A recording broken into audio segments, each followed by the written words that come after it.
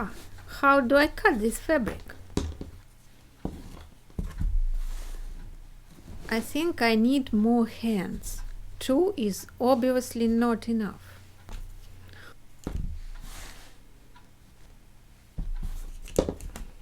Oh, I got it.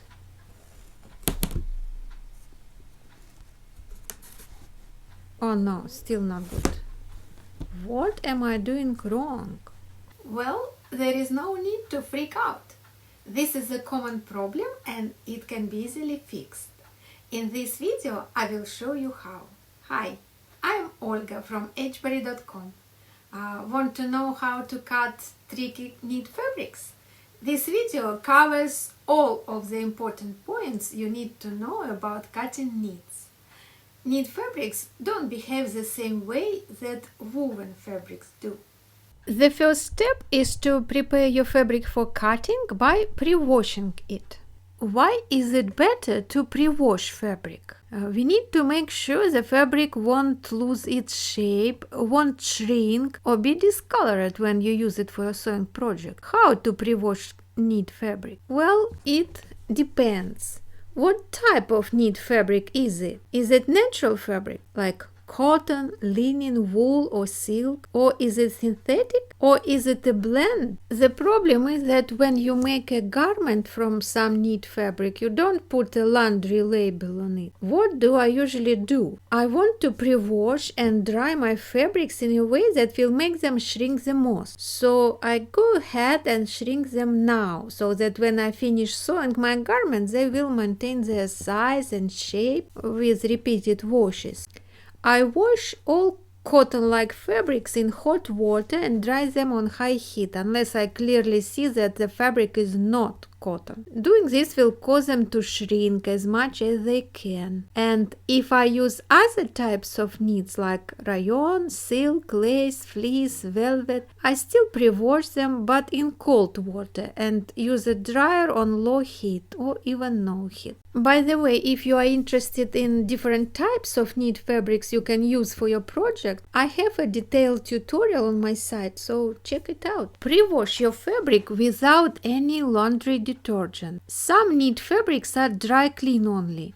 Wool, mohair, cashmere, and these knits shouldn't be pre-washed, of course, if you don't want to ruin them. After pre-washing, line dry the fabric or tumble dry and then iron it if necessary. This ensures that there are no wrinkles in the fabric before you cut it for your sewing project. Knit fabrics don't usually wrinkle much, but still there are some wrinkles we need to take care of. Some knit fabrics, especially ones with elastane, often require lower iron temperature or using a pressing cloth. Okay, now we pre-wash the fabric and ironed it. What's next? Find the grain line on your knit fabric before cutting, because you have to match the grain line on your pattern with the grain line on your fabric. The grain line on knits is completely different from woven fabric and can be tough to find, but it's still there and it's important to find it before cutting the fabric.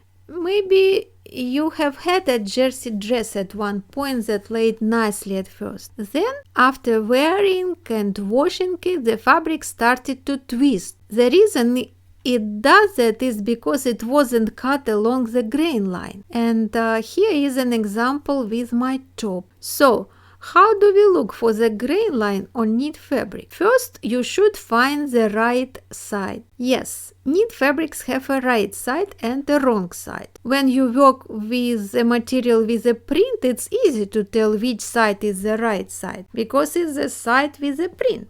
If your material is a solid color, it may be difficult to tell which side is which. But it's easy to determine the difference. The right side has very small vertical lines.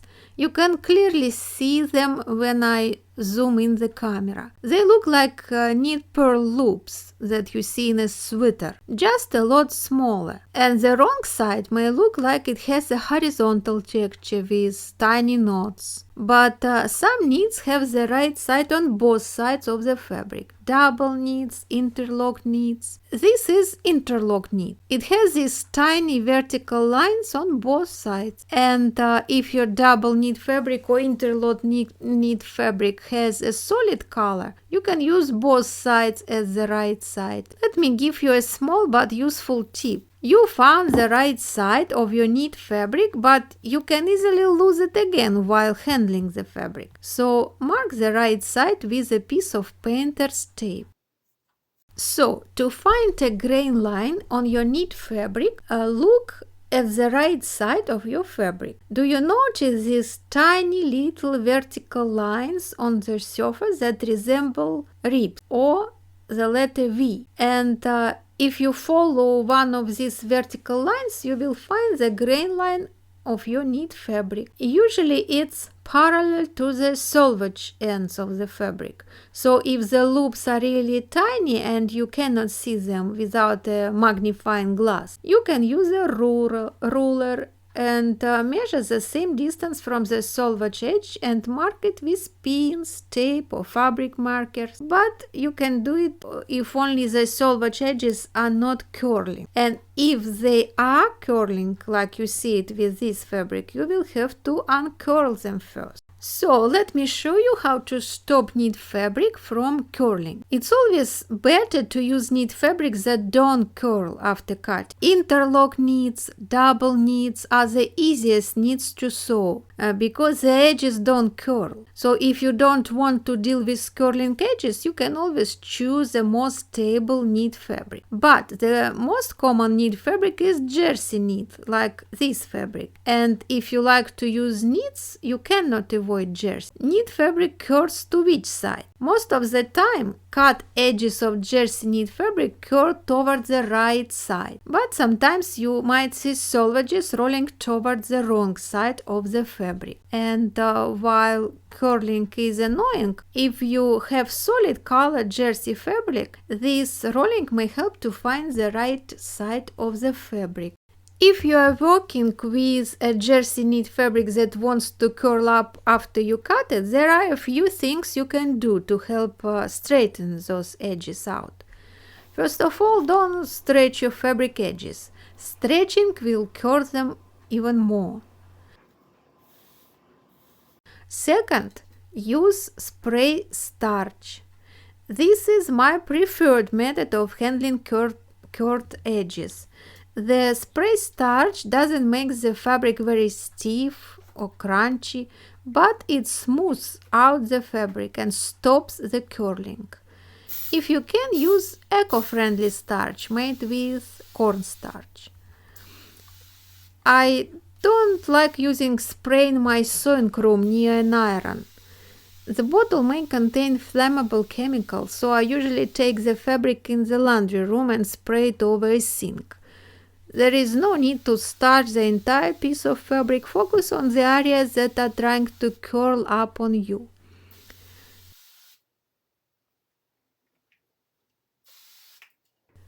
Next, place the fabric on your ironing board. Sometimes I even pin the edges to the ironing board. Test the iron on a small part of the fabric first. Press with a hot iron without steam. Don't slide your iron across the fabric, just press. It may take half a minute or more for the starch to get dry, and the edges will uncurl only after they are dry.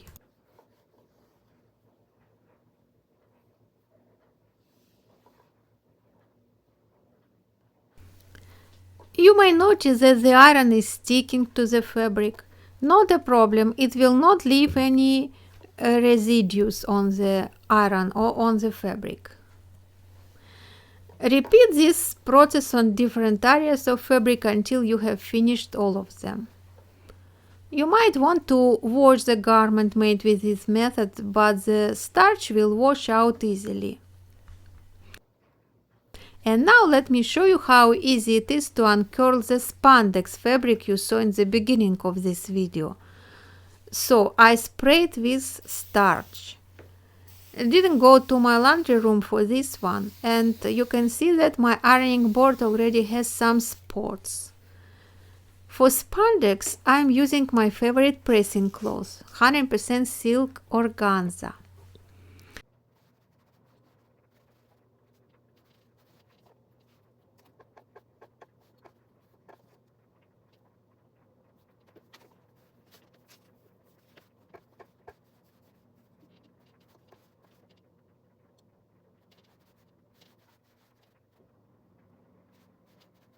Spray starch works really well, no more curling.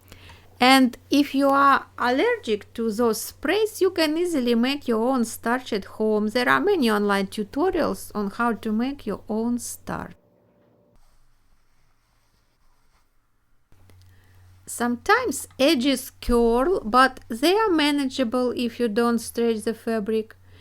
If the cut fabric pieces are small and you need to sew the pieces together, you don't need to use the starch in this case. I just use pins and uncurl the edges by hand. And after that I just use my serger stitch, 4 threads, 2 needles stitch, which give quarter inch seam allowances. With seam allowances this size, your serger foot will trap them underneath, keeping them from curling.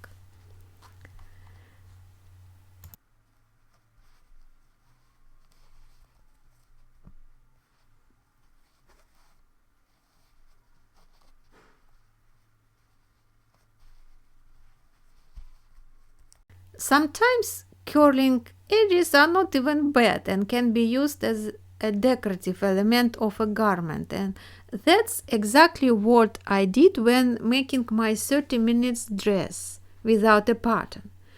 You can see this video if you are curious about how to make a dress in 30 minutes without a pattern.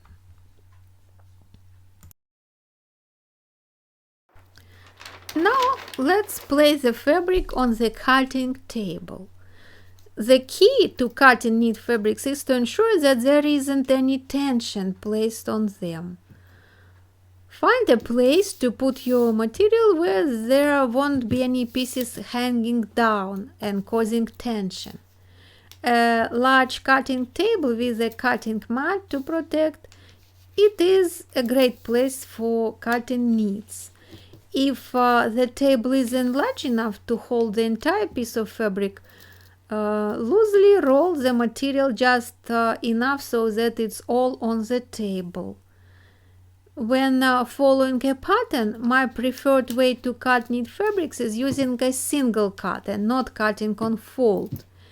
It's better for both cutting along the grain and avoiding pulling on the fabric.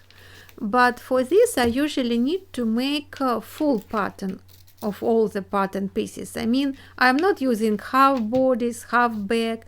I make a full pattern for each piece. But cutting on the fold is also a possibility, especially if you cut stable cotton knits. Finding the vertical lines on your fabric grain is important for this method. Once you locate the vertical lines, fold your fabric along the lines. If you are cutting on fold, you need to place the fabric wrong sides together. Smooth your fabric away from the fold. This will make sure that your cuts are on grain. You can also fold the fabric for cutting, aligning fabric selvages. It's easy to do if they don't roll, of course. Just line them up and your fold should be on grain. But make sure that the fold looks completely flat. If the folded edge is twisted like you see it here, the fabric is not correctly folded and is not on grain. Move one of the selvage edges left or right until the fold is flat and nice and there are no twists in the fold. Now it's correct and ready for cutting. You can proceed by pinning the pattern to your material, but you can always use pattern weights to help it stay in place. They leave no holes in delicate knit fabrics and they are heavy to really anchor the fabric and paper down while you cut your pattern. Practically anything with good weight and also a small size is likely to work well as pattern weights. I'm using my stone figurines, but I like to use both weights and pins. Now you can trace your pattern with chalk or a special fabric marker. Sometimes chalk can tug the thin knit fabric a little and the fabric will stretch. Not much, but it's still better to avoid that. But I usually don't trace the pattern with a fabric marker. I prefer just to cut the fabric around the pattern. My preferred way to cut knit fabric is to use a rotary cutter. This simple tool will quickly give you nice, clean edges. You will get a better cut with greater accuracy.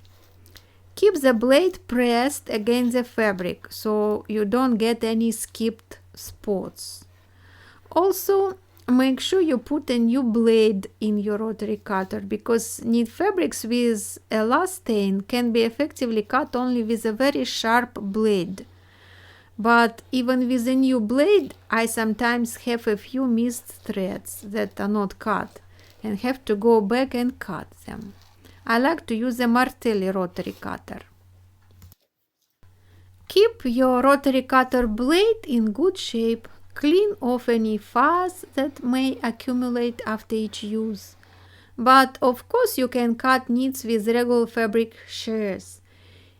And if your pattern has a lot of small details and curves, you probably should cut it with scissors anyway, because they are usually better in handling detail work. If you want to avoid snags, make sure your scissors are really sharp. But again, if the knit fabric has elastane fibers, they can catch on your scissors from time to time, and if your scissors are not sharp enough, this will happen more often.